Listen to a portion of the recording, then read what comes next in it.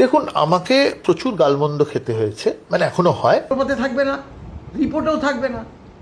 রাজ্য সরকার বলবে যে কমিশনই তো রিপোর্টে ডিএর কথা বলেনি, আমরা তবুও তো কিছু পরিমাণ দিয়ে দিচ্ছি। এটা তো এর বুদ্ধি। তো গাল খেয়েছে, উপযুক্ত গাল খেয়েছে। তিনি জানে যে পঞ্চম বেতন কমিশন 6 মাসের মধ্যে রিপোর্ট দিয়েছিল, তাহলে তিনি 4 বছর লাগালো কেন? তা ওনাকে গাল পারবে না, ফুলচন্দন দিয়ে পুজো করবে? আমার ন্যায্য মনে হয়েছে, অন্য কারোর ন্যায্য মনে নাও হতে পারে, যে সরকারের কর্মচারী সরকার ঠিক করবেন, বা কর্মচারীরা সরকারের সঙ্গে বার্গেন করে যেটা পাচ্ছেন সেটাই পাবেন। মানে একটা ধরুন একটা প্রাইভেট কোম্পানি, সে কতটা কম্পেনসেশন দেবে, হ্যাঁ, সেটা তো আর বাইরের কেউ ঠিক করতে পারে না। অভিরূপ বাবু যে সর্বনাশটা করে গেছে, সেক্ষেত্রে যদি রোপাতে ডিএর কথাটা লেখা না থাকে, এখন তো এক কিস্তি ছুড়ে দিচ্ছে, তাহলে এটা নিয়ে আদালতে গেলে পরে রোপা হচ্ছে আইন, যেটা মেনে আমরা পঞ্চম বেতন কমিশনের রোপা মেনে আমরা আদালতে গেছি, রায় আমাদের পক্ষে গেছে। ষষ্ঠ বেতন কমিশনের যে রিপোর্ট, সেই রিপোর্টে ডিএ কথাটাই স্থানই পায়নি, অর্থাৎ তিনি ডিএর কোনো সংস্থানই রাখেনি। তিনি বেতন কমিশনের দায়িত্ব নিয়েছেন গত 15 সালের নভেম্বর মাসের, চেয়ারম্যান হয়েছেন। 6 মাসের বেতন কমিশন, তিনি রিপোর্ট জমা দিয়েছিলেন 19 সালের নভেম্বর মাসে। 4 বছর ধরে তিনি কি করছিলেন ওখানে? ডিএটা যাতে না দেয় এইসবগুলো তিনি চিন্তা ভাবনা করে সময় কাটিয়েছিলেন নাকি? ওনাকে আমরা চ্যালেঞ্জ করছি। রাজ্যের এআইসিপিআই হয় না, উনি মিথ্যে বলেছেন। পঞ্চম বেতন কমিশনের তখন তো রিপোর্ট বেরিয়ে, মানে ডিএর অর্ডার তো বেরিয়ে গেছে ট্রাইব্যুনাল থেকে। অভিনব সরকার জানে এখন যদি এই ডিএর কথাটা ষষ্ঠ বেতন কমিশনের রোপায়ও থাকে, তাহলে তো এটা নিয়ে মামলায় যেতে পারে, ডিএটা উঠিয়েই দে। অভিরূপ বাবুর খেদ হয়েছে। ষষ্ঠ বেতন কমিশনের যে রিপোর্ট, সেই রিপোর্টে ডিএ কথাটাই স্থানই পায়নি, অর্থাৎ তিনি ডিএর কোনো সংস্থানই রাখেনি। স্বাভাবিক নিয়মে কর্মচারী সমাজ যা নয় তাকে বলেছে, যা নয় তাই বলেছে, আমরাও বলেছি, অস্বীকার করব না। কেন বলবো না? তিনি বেতন কমিশনের দায়িত্ব নিয়েছেন গত 15 সালের নভেম্বর মাসের, চেয়ারম্যান হয়েছেন। 6 মাসের বেতন কমিশন, তিনি রিপোর্ট জমা দিয়েছিলেন 19 সালের নভেম্বর মাসে। 4 বছর ধরে তিনি কি করছিলেন ওখানে? কি করছিলেন? 15% যে এইচআরএ, সেটা যাতে কমিয়ে দেয় সরকার, ডিএটা যাতে না দেয়, এইসবগুলো তিনি চিন্তা ভাবনা করে সময় কাটিয়েছিলেন নাকি? তিনি আবার বলছেন, এই ভিডিওতে দেখলাম যে রাজ্যেরও নাকি এআইসিপিআই আছে। তা তিনি একজন অর্থনীতিবিদ, বিশিষ্ট অর্থনীতিবিদ, ভাবতেও ঘৃণা হয়। যদি বলেন কেন, ওনাকে আমরা চ্যালেঞ্জ করছি। রাজ্যের এআইসিপিআই হয় না, উনি মিথ্যে বলেছেন, না জেনে বলেছেন। দেখুন, আমরা সরকারি কর্মচারী, কিভাবে এআইসিপিআইটা হয় সেটা আমরা ভালো জানি, কারণ আমরা কর্মচারীদের প্রতিনিধিত্ব করি। প্রত্যেকটা স্টেট গভর্নমেন্টের থেকে দেখুন, আমাদের বেঁচে থাকতে গেলে খাদ্য, বস্ত্র, বাসস্থান, স্বাস্থ্য, শিক্ষা এবং কিছুটা সঞ্চয়, এগুলোর প্রয়োজন আছে। সেই হিসাবে বেতন কমিশনে বেতন নির্ধারণ হয়, আর বেতনটা ক্ষয় হয়। এই যে মহার্ঘ ভাতা, সেটা কিন্তু আমাদের বেতনেরই একটা অংশ। আপনি 10,000 টাকা বেতন পেলেন, পরের মাসে খরচা করে দেখলেন যে সেখানে অতিরিক্ত খরচা হয়ে গেছে, সেই অতিরিক্ত খরচাটাই হচ্ছে ডিএ। দেখুন, ডিয়ারনেস অ্যালাউন্স, অর্থাৎ মহার্ঘ, ডিয়ারনেস কথাটা মহার্ঘ ভাতা। তাহলে এই ডিয়ারনেস অ্যালাউন্সটা কিভাবে হয়? অর্থাৎ প্রতিটি রাজ্যে যে এই যে আমাদের বেঁচে থাকতে যে সকল রসদগুলো প্রয়োজন আগেই বলেছি, সেগুলোর দর প্রত্যেক মাসে কত থাকে আমি নিজেও দেখেছি। আমি যখন মানে জয়েন করার পর রেফারেন্স সেকশনে থাকতাম, সেখানে কপি আসতো খাদ্য দপ্তর থেকে, স্বাস্থ্য দপ্তর থেকে, তারপরে কটেজ অ্যান্ড স্মল স্কেল থেকে, যে চাল ডাল গম তেল কাপড় ধুতি এইসবের খরচাটা গত মাসে কত ছিল, এ মাসে কত আছে। এটা শুধু এই রাজ্যের না, প্রতিটি রাজ্যেরই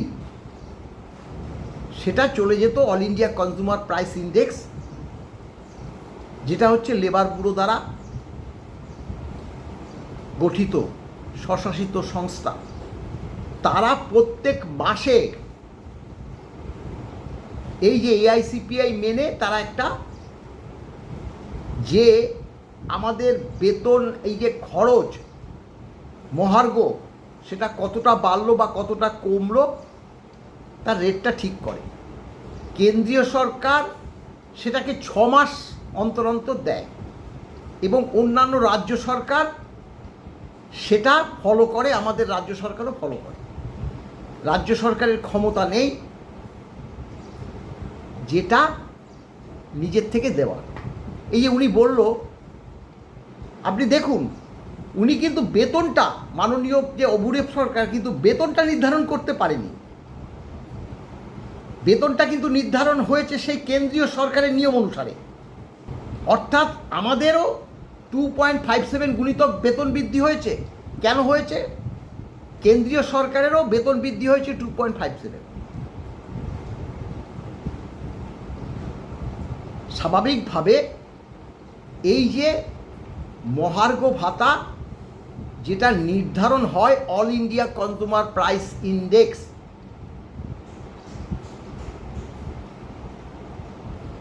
এখন দেখুন একটা কথা বলছি, যেটা রবিরূপবাবু বললেন যে রাজ্যেরও একটা এআইসিপিআই আছে। এই কথাটা কিন্তু আপনার উঠেছিল মাননীয় দেবাশিস করগুপ্ত এবং শেখর ববি সরাফের বেঞ্চে। কারণ আমাদের আইনজীবীরা যেটা বলতো যে দেখুন দিল্লি চেন্নাইতে কর্মরত এ রাজ্যের কর্মচারীরা এআইসিপিআই মেনে ডিএটা পায়, অথচ এই রাজ্যের কর্মচারীরা পায় না। তখন বিচারক মাননীয় দেবাশিস করগুপ্তের যে বেঞ্চ, মাননীয় শেখর ববি সরাফ, এজি মাননীয় কিশোর দত্তকে প্রশ্ন করেছিলেন যে আপনারা একই রাজ্যের কর্মচারী যারা দিল্লিতে থাকে তাদের এআইসিপিআই মেনে দিচ্ছেন, এই রাজ্যের কর্মচারীদের দিচ্ছেন না, এইভাবে কি ডিসক্রিমিনেশন করতে পারেন?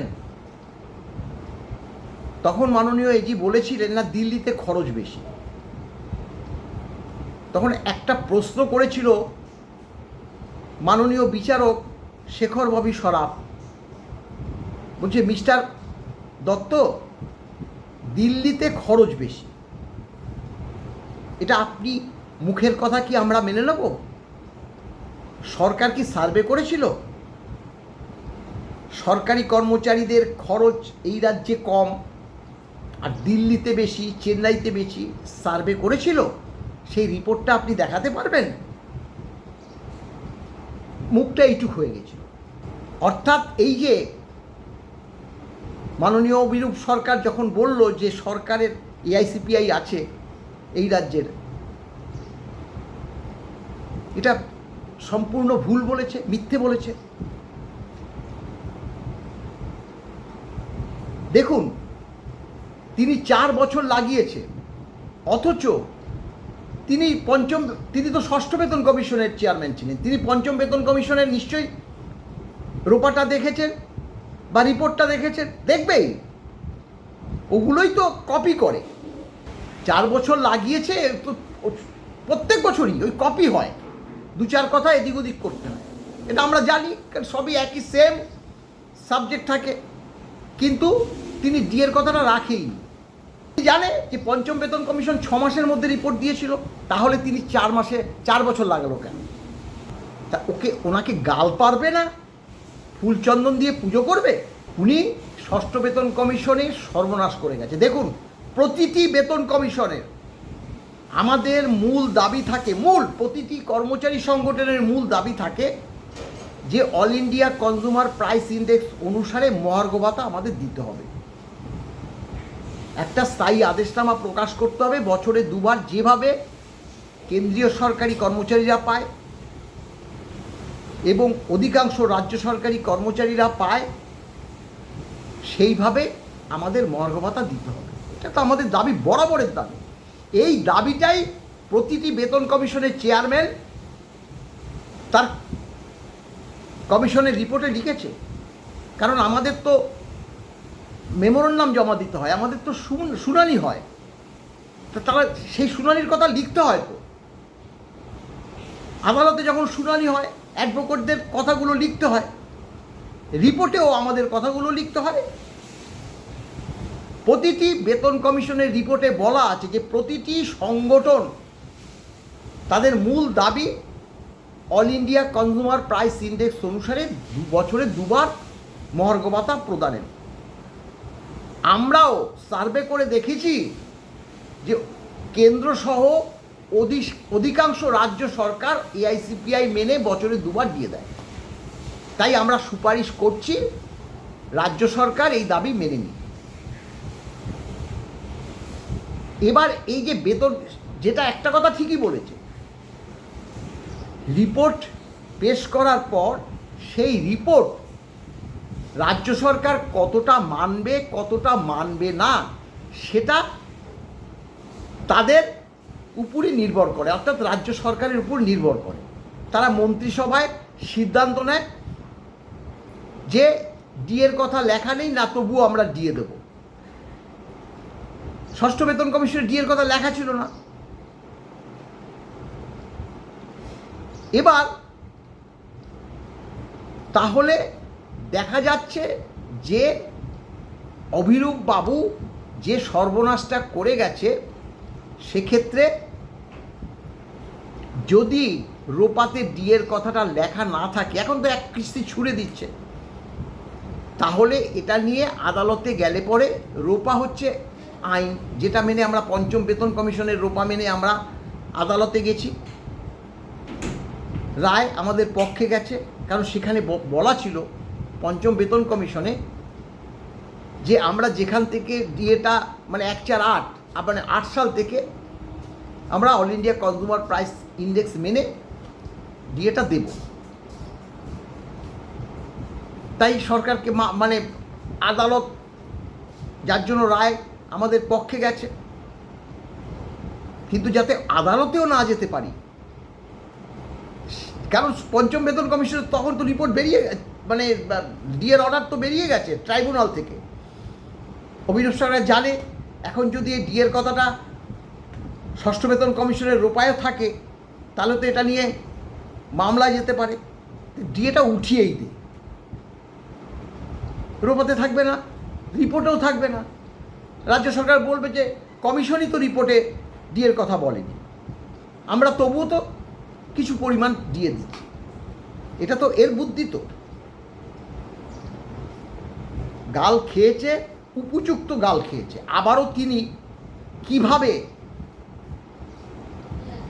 যে প্রকাশ্যে আসতে পারে সেটাই আমাদের ধারণা নেই।